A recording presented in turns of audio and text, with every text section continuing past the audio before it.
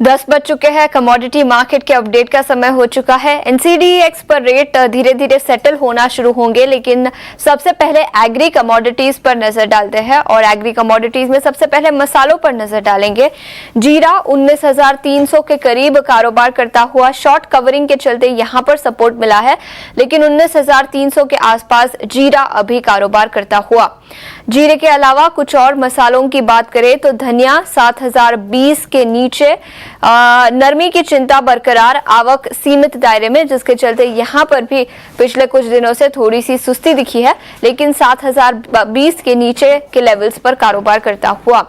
जीरा और धनिया, इसके अलावा हल्दी की बात करते हैं 14,500 के नीचे, सप्लाई पर्याप्त है और घरेलू मांग कमजोर है, जिसके चलते हल्दी भी 14,500 के नीचे कारोबार करती हुई।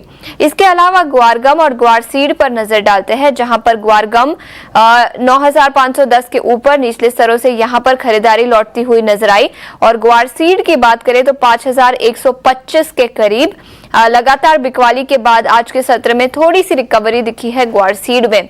कैस्टरसीड 6,660 के करीब, इंडस्ट्रियल मांग सीमित दायरे में, जिसके चलते कैस्टरसीड में एक्शन दिखा है।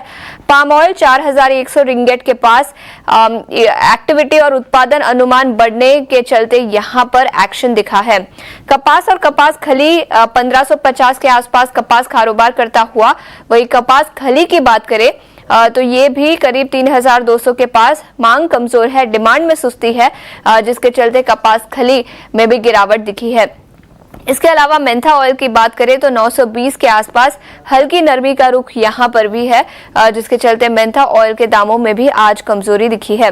एनसीडीएक्स पर रेट सब सेटल हो चुके हैं और सबसे पहले ग्वारगम ग्वारसीड की बात करते हैं, वहां पर हल्की सी तेजी आज के सत्र में दिखी है। ग्वारसीड 5,140 के आसपास कारोबार करता हुआ, ग्वारगम 9,515 के आसपास और जीरे में तेजी है, लेकिन धनिया यहां पर हल्की सी सुस्ती आज के सत्र में दिखी है। लेकिन कमोडिटी मार्केट पर रणनीति बताने के लिए अब हमारे साथ ट्रेडबुल सिक्योरिटीज के भाविक पटेल जुड़ चुके हैं। भाविक सर, गुड मॉर्निंग और शुक्रिया समय निकालकर ईटी नाउ स्वदेश पर जुड़ने के लिए। सबसे पहले जीरे से ही शुरुआत करेंगे। 1.25% की और 0.25% की तेजी के साथ यहाँ पर तेजी दिखी है। 19,150 के आसपास जून का वायदा कारोबार करता हुआ। क्या राय होगी आपकी जीरे पर? गुड मॉर्निंग यशस जी। देखिए, जीरे में अगर बात करें तो इस बार स्टॉक काफी है और अगर एक्सपोर्ट की डिमांड देखें तो एक्सपोर्ट की डिमांड बहुत कम है, जिसकी वजह से हमें लगातार 22,000 से 19,000 तक की एक वन वे डाउनसाइड रैली देखने को मिले। तो अभी अगर यहाँ से देखें तो थोड़ा वैल्यू बाइंग जरूर से लग रहा है और मुझे लग रहा है कि शायद यहाँ से और थोड़ी शॉर्ट कवरिंग आ सकती है।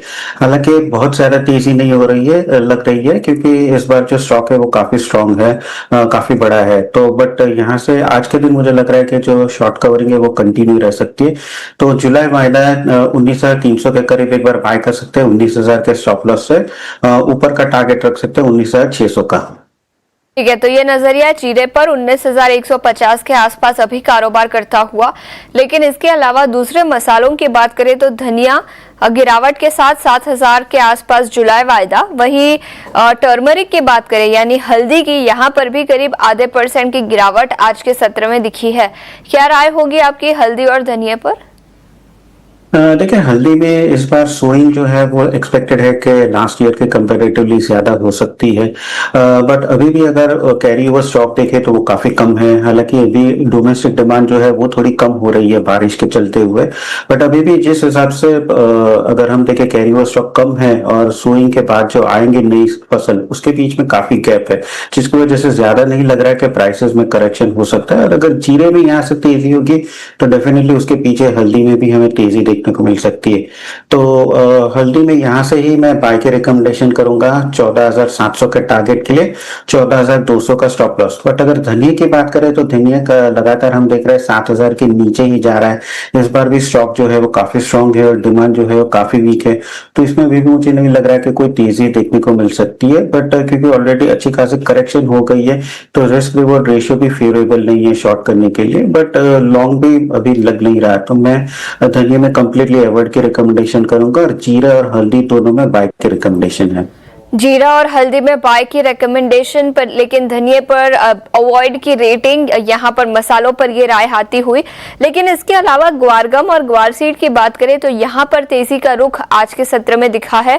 ग्वारसीड 5135 के आसपास जुलाई वायदा और ग्वारगम 9530 के आसपास, ये भी 18 जुलाई के वायदे। क्या राय होगी आपकी ग्वारगम और ग्वारसीड पर?